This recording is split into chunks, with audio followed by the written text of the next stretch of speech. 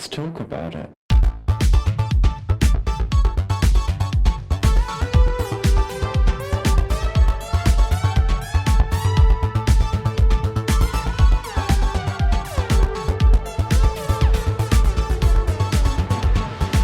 Hello and welcome back to Thicc Radio, the podcast where we talk about gaming, feedism, and everything in its orbit. I'm James.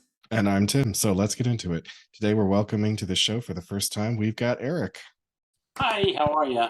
Ooh, hey Eric, we're doing good. How are you? I'm good. It's a lovely day here. Good. I mean, I know it's a little bit in that time of year where, like, as an Antipodean Australian, I'm used to things starting to ramp up in the heat right about now. I believe you're sort of in the middle of continental US, is that right? So I think Yeah, similar. I'm in Arizona, so yeah, we don't really have seasons, but I'm used to it's supposed to be fall right now for Well, fall is in full swing in Ohio. Oh so. yeah. Well, today it's 78, so that's it was cool for us 59 here. Nice.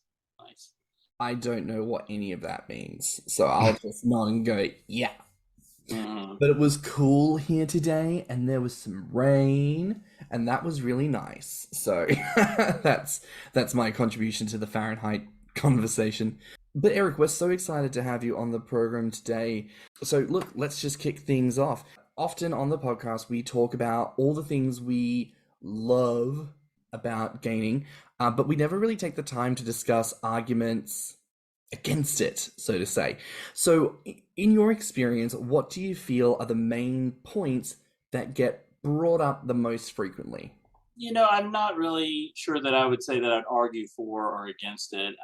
I'm really more of it took me a while to get to the mindset of that it needs to be a balance between your mental health and your physical health. And you can't focus on one or the other, without considering the opposite side. So if you focus all on just, I want to be as big as I can possibly be because that's what I want in this moment, and not keep in mind that there are things to consider with your physical health. I'm not a medical professional at all. I'll leave that to Tim to have any advice on that. But there are things that people you have to consider. And so, but if you focus all on your physical health, your mental health will suffer. I think we all can attest to the fact that it's something that we have struggled with mentally and feel like it's a part of us, and we have to do to feel like we're being our true authentic self. And if you don't pay a little bit of attention to both sides, it can get out of balance real quick. I think that's reasonable. I think realistically, most arguments, it's a bit like all roads lead to Rome.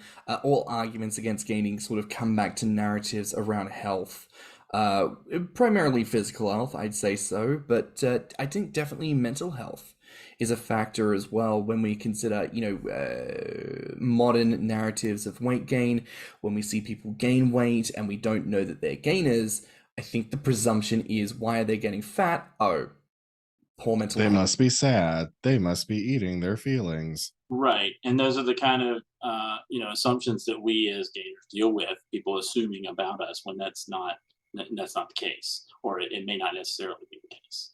Yeah, and I've said before, it was my growth and gains have majoritively come from having looked after my mental health more so than even my physical health.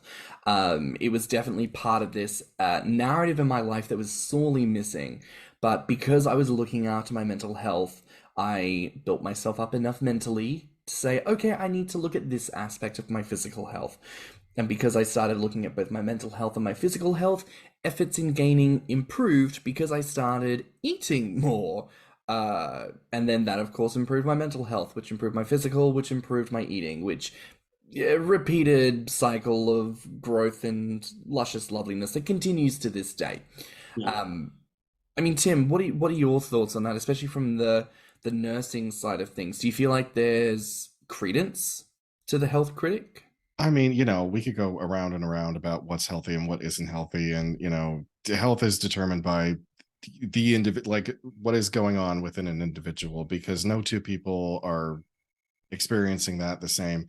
And I think it's kind of interesting that, yeah, health is the number one argument against it, but I only see it coming as physical health, because I actually think that they leave the mental health part, the mental shaming, all of that left up to the entertainment industry, the beauty industry, the tabloids, the magazines. They Right. leave all that to them and say, oh, well, we don't have to make you feel like crap because there's 4 different industries that's already doing that for us. Yeah. I don't think there's any like right or wrong way to approach it either, because like there are some people that are not near. I'm at 320 right now, and there are people that are not even near approaching the 300s, and they're being, dealing with diabetes or something. I don't deal with that, and it's like you can't compare yourself to somebody else when it comes to those physical things. You got to decide, what are you willing to work with in your life? It's not necessarily that it could be a deal breaker, but if you have to deal with a particular back pain, for example, or diabetes, it could be any of these items. What are you willing to deal with as the trade-off for your mental health, for being your authentic self? And there's no wrong way. There's no wrong answer, but there's no right answer. It's just, what is it for you as an individual? Perception is reality. Your perceived reality is exactly what it is. Exactly. And we've also touched on this point before. There are people who join the community, gain a lot of weight really quickly. They experience a minor, and it's not always minor, but oftentimes it appears like a minor health concern, and then all of a sudden they are espousing anti-gaining rhetoric and on weight loss journeys and giving us a bad name out there in the world. So, I do think that there is this element of, on the personal side of things, needing to really understand what you are willing to negotiate. Like you say, Eric, like, are you willing to negotiate a potential back pain? Are you willing to negotiate a level of unfitness or inaccessibility of clothing? These types of things are all questions that I don't think the majority of people really kind of go through when they consider gaining. It surprises me how often people will post and say, oh, I've just encountered this for the first time. I don't know why I didn't think that this would happen, or why we don't talk about this very often. And that is a curiosity, like why we don't amongst ourselves talk about, like, yeah, dude, like you might have some butt situations like as you gain because you have a certain diet and that's just what happens, soz. Or like you need to learn to like wash every fold and like discover them, because if you don't, like they will get a little bit mank. So please explore your body with your fingies and like do all of the thing. It's all of that. There's not enough of that. We need to have more of that. We're having it here on the podcast, and therefore, yes, here we are today. Yeah, for sure. But that's a point I'd like to put out there to the pair of you. Do you feel like this discourse is discussed enough within the community? I mean, I don't feel like it is. But do you both feel like it is? No, I'd say probably not. There's certain things that you just don't talk about in social situations, and some of those things just don't get brought up, like you said, the butt situation or whatever. And people just don't necessarily bring that up or talk about it. But it may be something when if you have somebody who's on the fence or thinking about gaining and asking about it, it might be worth bringing up. Or just ask the questions, and anything that you were surprised by would probably be helpful to someone else, if you're giving advice to someone. I think it's 2 parts. I think part of it is what Eric said, is that people feel embarrassed bringing up certain topics in conversation because, you're kind of taught it's not polite to talk about that stuff. The other part is there is a very clear subgroup that is all about fantasy, and reality breaks the fantasy. You can have a role play session, or you can have a banter back and forth about just your gaining experience and how, oh, you just want to keep getting bigger, and I want to do this and I want to do that, I want to see this happen to me. And then the minute you interject a little bit of reality into the situation, it destroys the fantasy. So I think that there are some people who just want to stick to that fantasy. They do not want to talk about anything realistic. And there's nothing wrong with that. Yeah. Like if that's your approach to gaining, and it's all in the fantasy, that's not wrong. Yeah, I'm not bashing it. No. I should have made that clear that I wasn't bashing it, yeah, because it like probably did come off that way. no, and there's nothing wrong with leaving it at the fantasy level. What you need to do is make sure that if you're building a relationship with someone, online, you let them know, like, hey, by the way, this is we're going to talk about this, but don't hassle me, because you're not going to see me gain anything. Like, it's that's just where I am in my journey, and there's nothing wrong with that. Just be honest is really what it comes down to. But being honest with each other and being honest with yourself. If you're leading a lot of people on through conversation and they think that you're serious, and it's something that you're not really feeling that it's a good time for you now in your life, that's okay. And it's all about making sure that your intentions are known. And how many times have we said that all of it is valid? And even if you don't plan to get that big, or you want to stay where you are for a while, that's valid too. You don't have to be constantly gaining to be considered a gainer. Yeah. Maintaining and maintainers very much a part of the community. And there is this presumption that it's like, well, you've hit 400, now you're allowed to stop. Like, no, what if you only hit 250? You should be allowed to maintain it that way and feel totally at peace with what you are doing. It's very much all valid. I think a good example we could give here is, I came across someone not too long ago on the Patreons who was promoting gainer content, and I'd subbed, but through direct conversation with this person worked out that they were just a bloater. And I said to them that, what they're doing is inappropriate. Oh, but I'm just showcasing. And I'm like, no. Everything you've got listed is indicating that there's growth. But you've made it clear to me that you are a bloater. You identify as a bloater. You're not going to be going any further than this. What you are therefore doing is misleading people. You are letting people believe that you're going to get bigger when you're not. And you're also making money off of that. So you need to... Yeah, when you're making money off of it, it's a totally different... That's a whole... Yeah, I suppose if you're building your income on that image, and that image turns out to be false, that's like false advertising. That's one thing, yeah. Yeah. And look, I don't imagine that this is a rule that people are following in terms of there's no, not at all. Because look at the... I don't mind dropping the names of the ones that are trying to get to infiltrate the community, like Bruno Baba or that other guy, Josh Cedar. Like, this is very clearly men that have no intention of ever really being a part of the community. They're just sucking up the money. There's a new one that's made an appearance recently. What does he go by? Cascade. That's the one. Cascade. He's got I wondered if he was legit, and I kind of am thinking he might not be. No. Same situation, I think, where he got called out by someone on Twitter and he's just gone on like a blocking spree. So, whatever. It's a thing, and we've said this before. Clearly, there are people willing to invest in this community, and there are people willing to take advantage of that. We've made reference before that people should determine for themselves what they feel comfortable giving their money to, and that's kind of it on that front. But all of this coming back to honesty and transparency.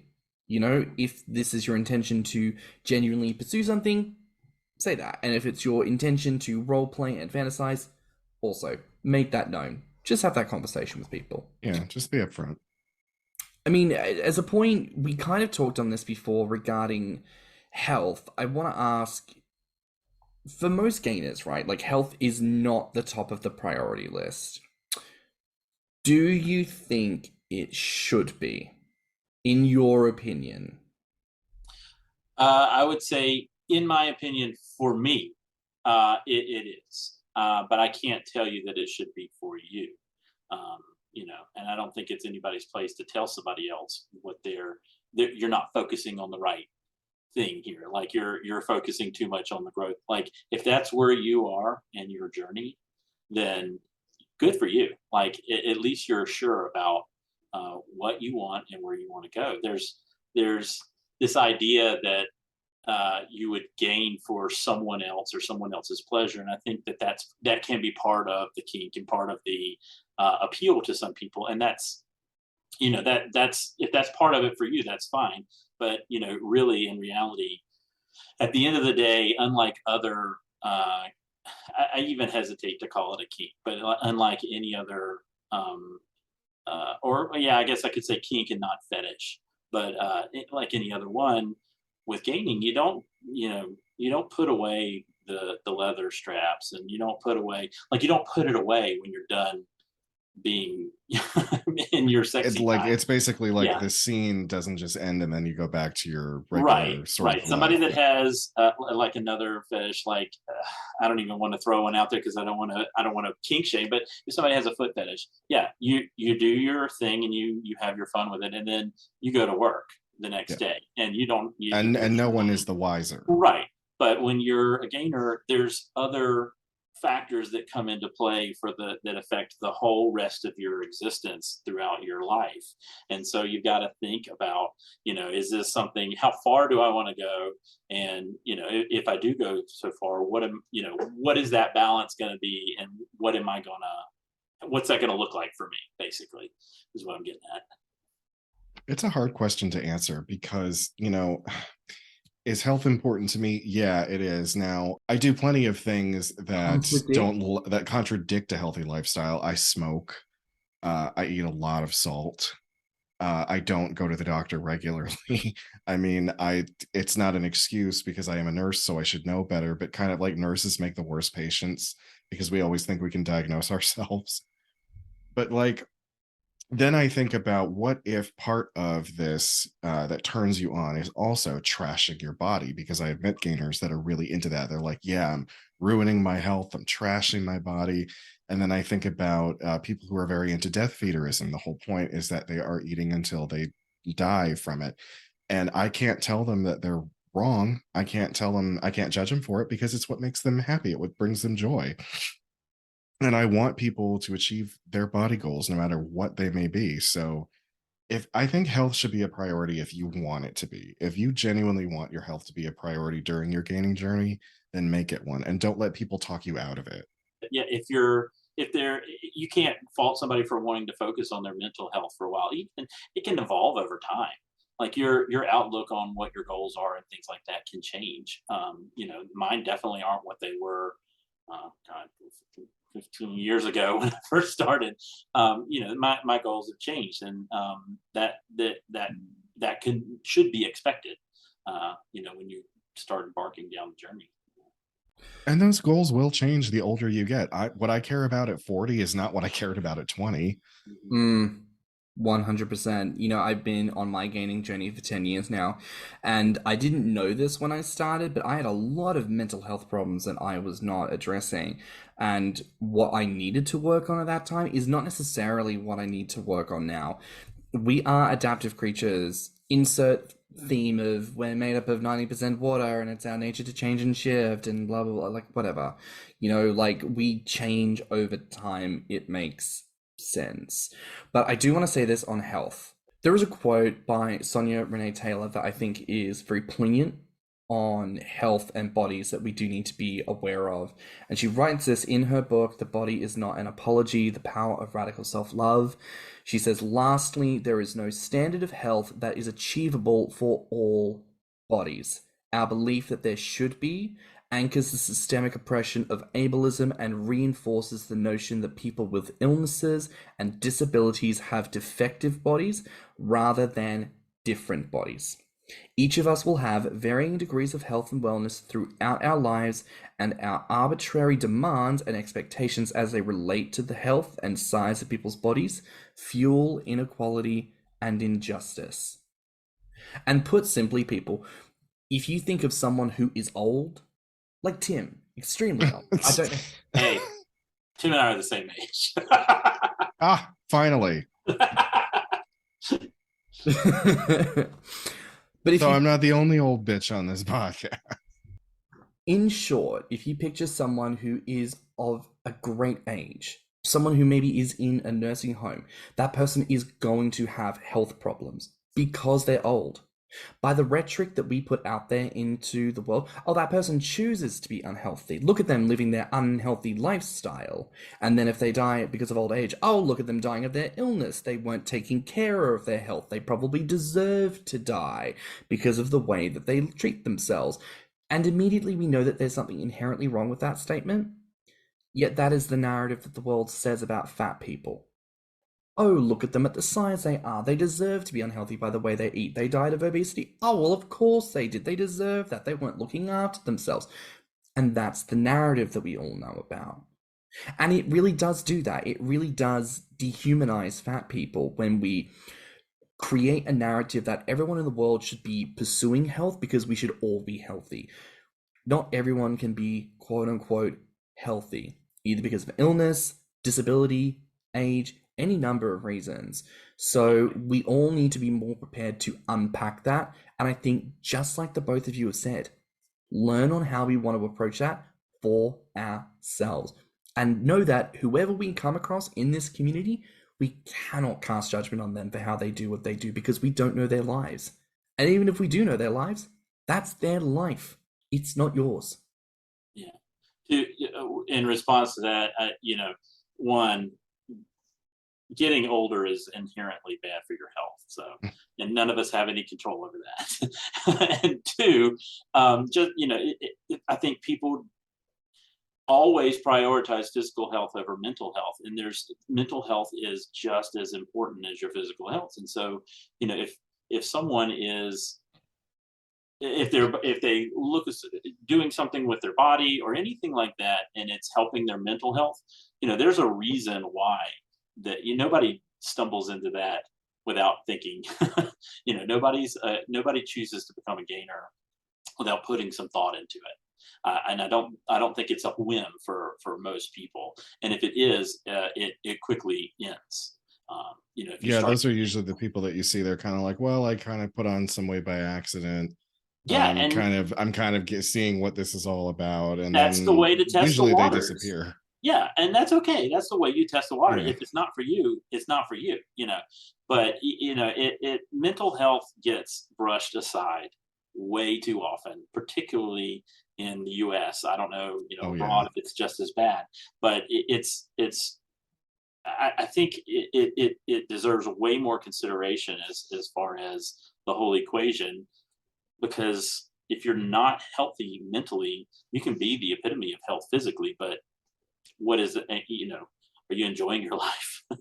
Well, and I'm a person who works in a field where I get to see that come full circle, because I see people, in their 60s, 70s, 80s, and you're right. They could be the picture of physical health. They ate well, they exercised, they lived a pretty good life, but at some point something happened, and their mental health was never addressed, and they could be cuckoo for Cocoa Puffs, but they're able to, they could run a marathon, but they can't, leave their home, or they become so paranoid, or there's a lot of stuff that I see that's just like, my God, the people end up becoming sort of a prisoner inside their own head, but they've got this body where they can walk around, they're fine, no physical problems, no health defects. It's crazy. Yeah, one way somebody put it to me one time was, what's the point in being the epitome of health and having this long life if you're not happy? Yeah. Where is that balance? So it's a very simple equation of quality versus quantity. And I think a lot of people would agree with the adage of, I would rather live a shorter, happier life than a longer, more miserable life. And I do say that, having said death down the barrel of the gun before, it's but hey, that's me and that's my choice, and I think that's a thing again everyone needs to come to find that balance. Not saying that gaining is inherent. Oh, I'm sorry. I was just gonna say, if I can go on one last tangent about this particular thing, it's because about longevity, about quantity versus quality. People didn't used to live this long. The way that we have been able to preserve life with medicine, transplants, surgeries, artificial hearts, artificial limbs, artificial everything. Sometimes I really sit back and wonder, were we meant to live this long? Because we think about, I would I die if my mother, grandmother, brother, sister, whatever dies. But it's like, do you want to see them reduced to an age where they no longer know who you are and they can't do anything for themselves anymore? It's like, just working in this field for 10 years makes me wonder how long humans are actually supposed to live.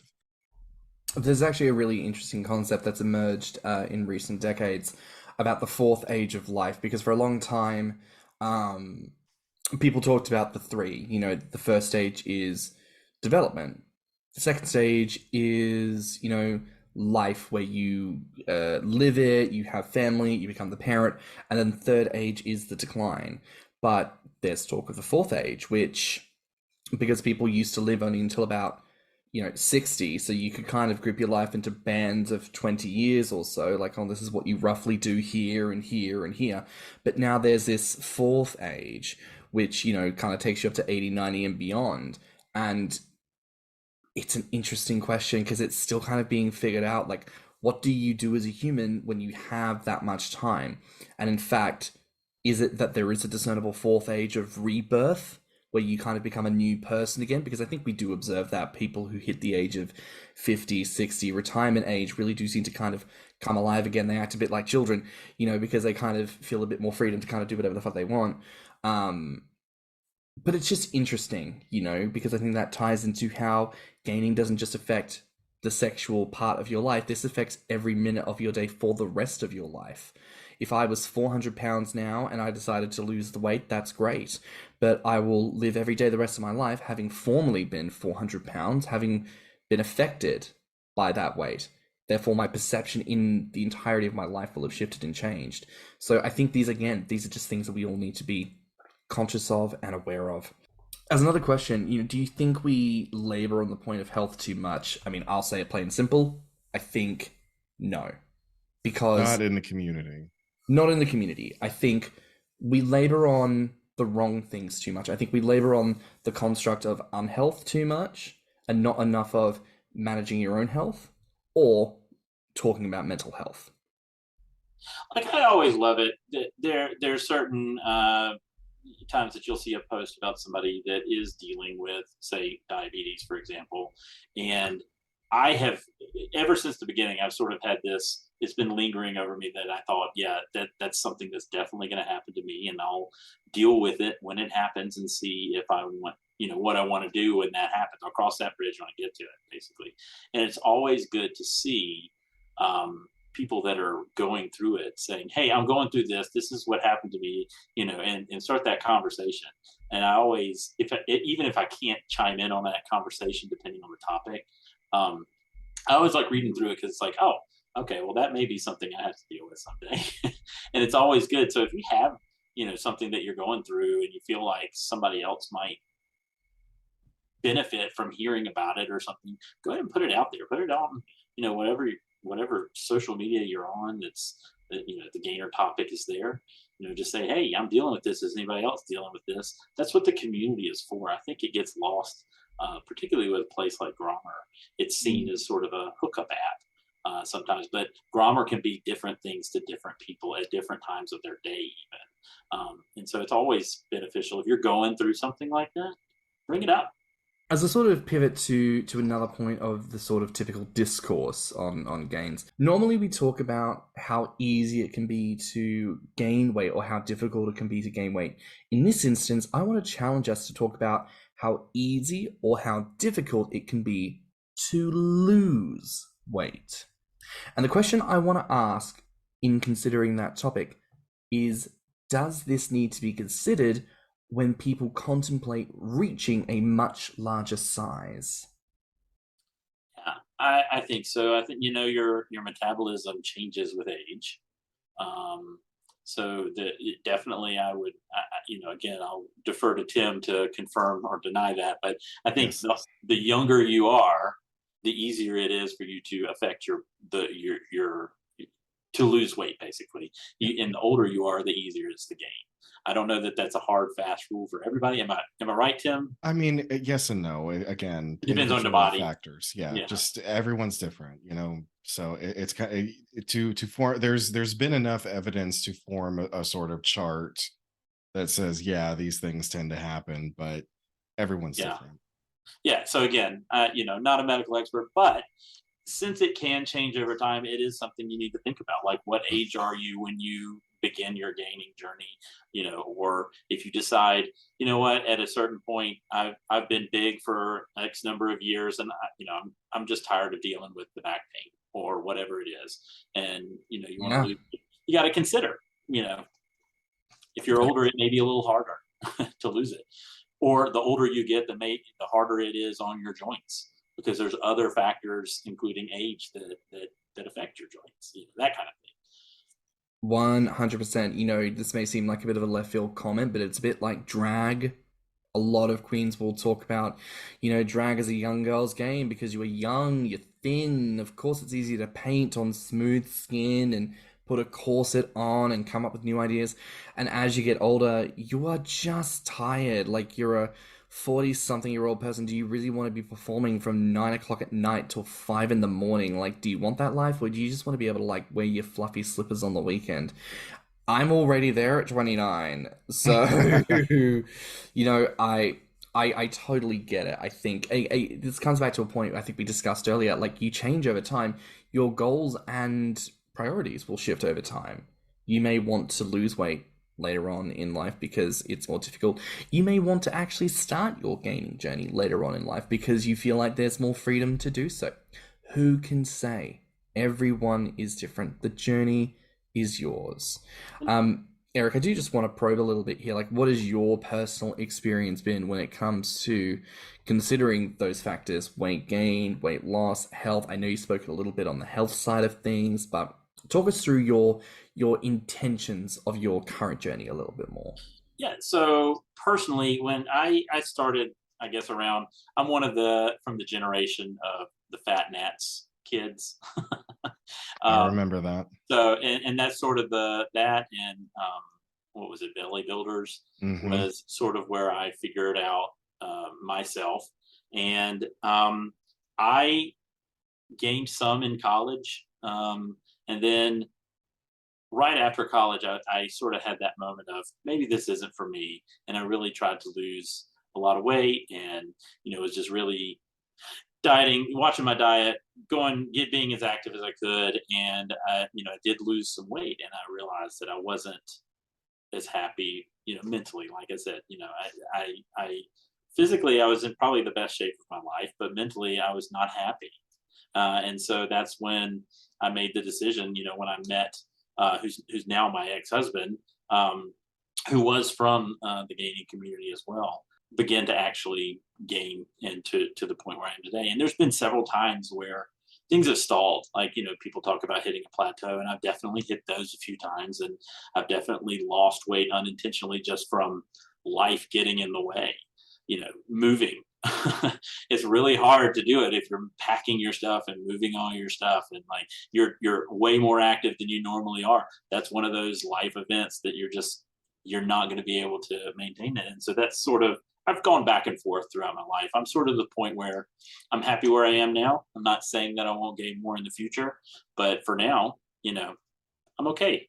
But that doesn't mean I don't consider myself still part of the gainer community, because if gaining to me is more of a mindset. Like they say, gender is a concept between your ears. Being a gainer is a concept that's between your ears. And if you're in that mindset, you're part of the community. Whether or not you act on it or not, that's nobody else's business but your own. And so I feel like I'm still part of the community, because at any moment I can say, you know what, I want to put it on another 20 pounds and see how I feel. Absolutely. And that's sort of where I am. I love that. I've said before, I feel like gaining is less about gaining weight and more about gaining perspective, gaining proximity, gaining an understanding of yourself, and gaining self-assurance and self-confidence and a sense of self-love of where you are and who you are and where you're at. So I totally resonate with that. And it's funny, you mentioned the moving thing. It makes me reflect. When I first relocated to the UK, that whole first year, obviously I didn't put on weight. And I had people being like, why haven't you put on weight yet? I just moved countries, hugely stressful experience. I also busy. I now live in London. I have to walk everywhere because I haven't sorted my life out. I've also had to get on the ground, running around type of job because I'm new to the country. No one will give me like the kind of office gig I had before. So give a bitch a minute. Also, I spent my life savings moving over here. I don't have expenditure yet. Also, I don't know like pound currency conversion bullshit. Like it's gonna take me a minute. So that's just a heads up. If anyone's like moving countries, it may take you like a good year or two to like figure out how to like do your normal shit in a new place and location. That's just as a little aside there. Another one of the biggest deterrents for gainers is the perception of outside sources, particularly family and friends.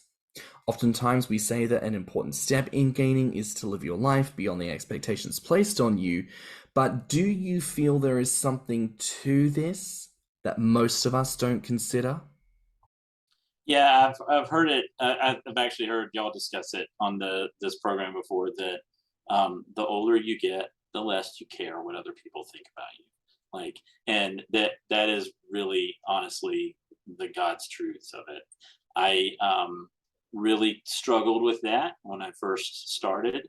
I was concerned my family wasn't so much, the on my case all the time, and actually they never really, it never really came up except for one moment. My dad really likes to, whenever he's gained or lost weight, he'll mention, "Oh, I got to get to the gym," or "Oh, I've lost 30 pounds." And one time I had gained some weight, and it was just my mom and dad and I in a restaurant. And he's like, "Yeah, I lost 30 pounds. I've been going to the gym." And I knew what he was doing. He was dropping that hint. And he said, "How much are you weighing these days, Eric?" And I just looked at him and said, "You know what? It's none of your business, and it's rude to ask." And that was the last time he ever said word one of anything about it to me ever again. And my mom looked at him and was like, "Yeah," because he does the same thing to her. He's like, "Susie, you look like you've gained some weight," and she, it definitely was bothering her, but she played it off like whatever. And I hope that he hasn't bothered her about it either. But it was one of those moments where I think he realized it's not really polite to ask that kind of thing. And I told him straight up, I'm like, "I'm not going to tell you how much I weigh because it's none of your business." And since then, no one has said a word. So it happens a lot less, I think, than people fear that it does. I'm sure there are conversations that happen behind my back when I'm not there, but you know what? Things that are said behind my back are none of my business. I think we've said it on this podcast before. There is we need to really become more comfortable with the idea that people really don't give a shit about us, because we have this really like ironically self-centric notion that like everyone in the world is obsessed with gainers and want to know everything there is to know about us. But for the most part, people truly could not care less. They have enough shit going on in their own lives that like if you confess to them, "I'm trying to get fat on purpose," they're sat there with like 3 dead kids, a burning house, and like nuclear war about to drop, and they're just like, "Yeah, okay, cool, great, like have fun. I'm like trying to salvage whatever this is in the back." Like most people don't care that much. To share a similar story on people making commentary, I remember one time before I'd moved, my sister made a joke and said, "Oh, Jim, it looks like our tits are about the same size." And I'm there saying, "Yeah, and I didn't have to drop 10K for mine." And that was a fabulous swish, to which, of course, the family all went, "Ew!" Like, very much how my family operates. If you get in with the good jab.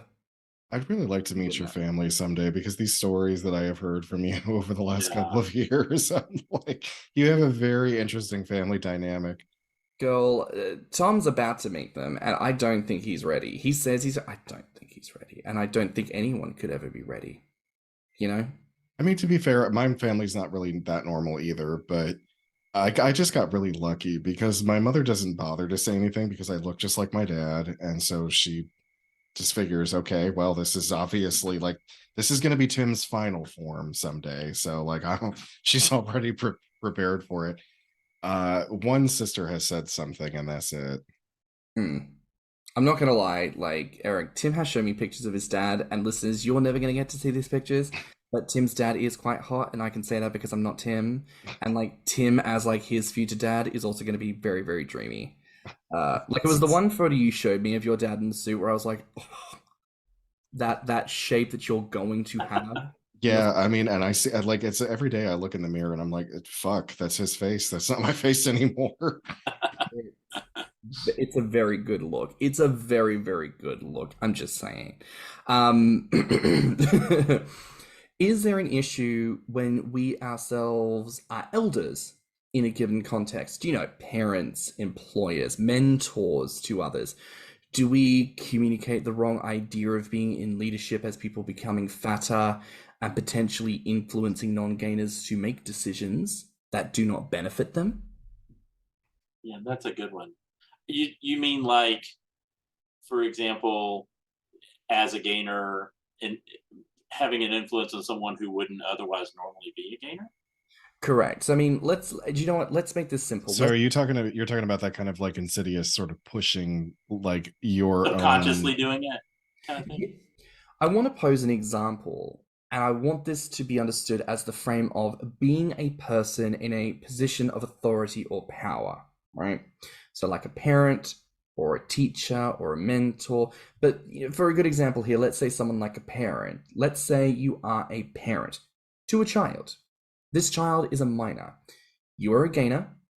You are not consciously encouraging this child to have a gainer's diet, but you still exist in a fat body. You still live your life as an out and proud fat person. Do we, in these positions of authority, potentially influence people in a bad way by virtue of simply being fat in that leadership position? No, and let me rephrase it and turn it back and say, in the same way that two gay dads don't encourage their son to be gay, it's not that somebody who's already fat encourages someone else to be fat.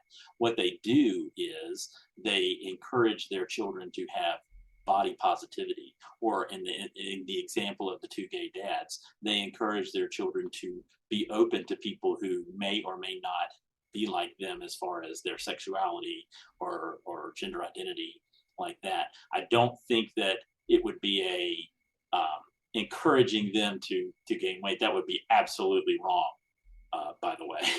But there's a lot of evidence to suggest that if you're in a household and you're cooking a certain thing and it's this certain type of diet that's helping you gain weight, that the kid is also going to put on some weight. Or if you're always constantly going out for fast food, yeah, the kid probably would be a little heavier. As far as they're encouraging it, I don't think that would be ethical.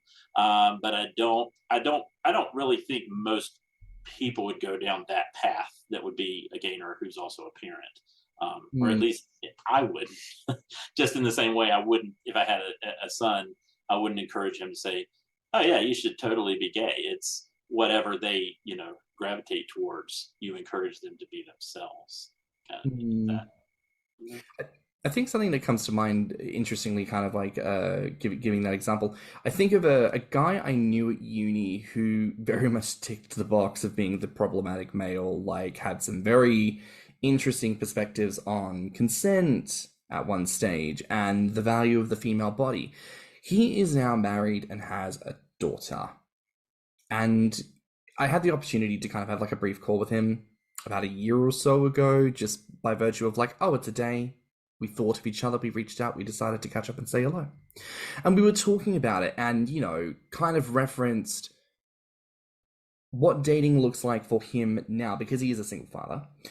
And his perspective has entirely changed. And I kind of probed him about this to understand where this comes from. And he said, it's come from having a daughter.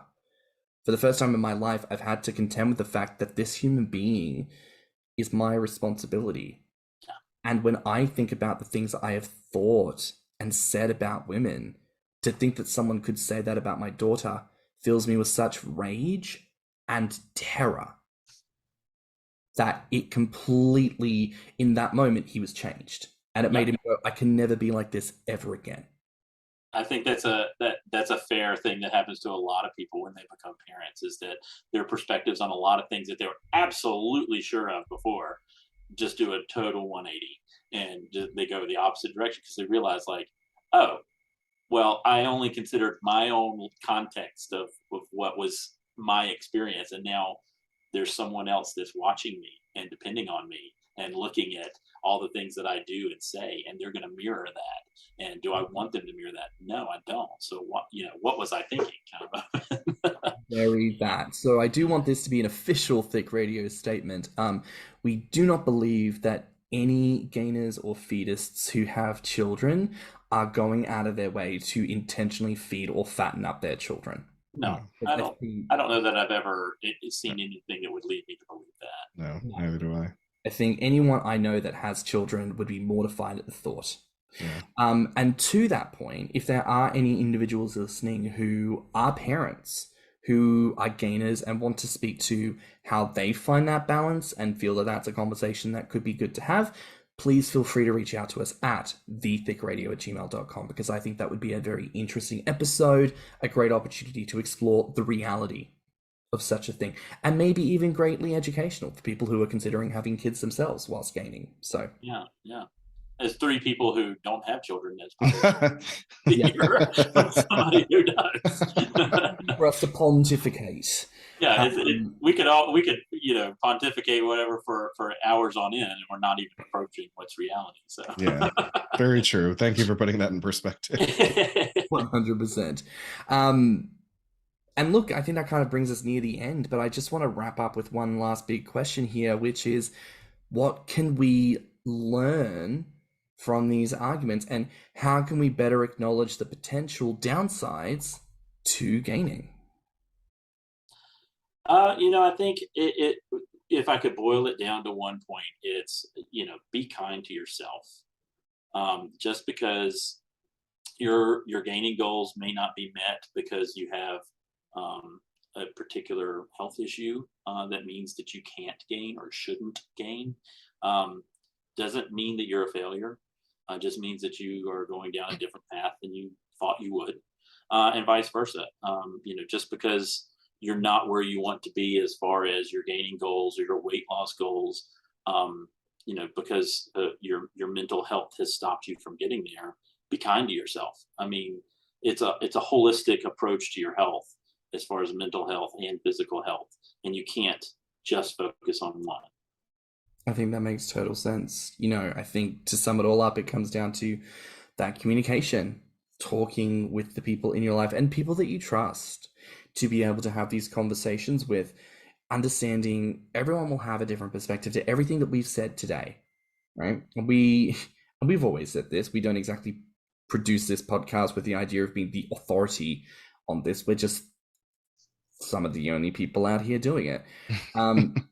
But we're the only two assholes doing it. That's why. But talk to the people that you know. Talk to the people that you trust. Have those conversations and get their feedback, get their opinion, their perspective. Find out what works for you, what works for them, what makes sense to you, and just kind of take it from there. There is no absolute truth. There's no one way to approach gaining or any of these subject matters. But do the deep dive. Do the delve, search yourself, and find out what is your honest, truthful, at the very least, as far as this moment of time is concerned, your honest perspective and answers to these questions. Because that will help inform you as you move forward. And as you encounter new stimuli, new situations, new factors that maybe tweak or cause you to adjust these thoughts, you can adjust in kind. Rather than, I don't know, be 16 years old, fall in love with a person of the same gender for the first time, and then look to the heavens screaming, why did this happen? I'm so conflicted. Like, if we're all just a little bit more open to the potential that maybe we could be gay, then maybe becoming gay, and by which I mean coming out as gay and realizing that we are gay, becomes less of a confusion and less of a trauma. Similarly, with our approach to gaining. But that brings us to the end of our episode today. Eric, thank you so much for joining us today. Oh, it's been a pleasure. I've enjoyed it. Oh, I'm glad. We've absolutely loved having you. Where can listeners find you online? I am on Grommr and on Instagram as Braveheart Lion with an underscore between the words. Well, listen, that's a wrap for now here on Thicc Radio. Please remember to like and subscribe, rate us 5 stars, and leave us a good review. If you liked this episode, the podcast, or just us in general, share it with your friends and encourage them to tune in. You can find me on Instagram and beefyfrat at stannnum. And you can find me on Instagram, Twitter, YouTube, TikTok, and beefyfrat at thiccymouse. You can also look us up on TikTok at Thicc Radio or at our website at www.podpage.com/Thicc Radio. If you want to submit a voice note, you can reach us at anchor.fm/Thicc Radio/message. And if you have any questions or ideas for episodes, you can reach us at thiccradio@gmail.com. So until next time, bye, Fats. Bye, Fats. Bye, Fats. Let's talk about it.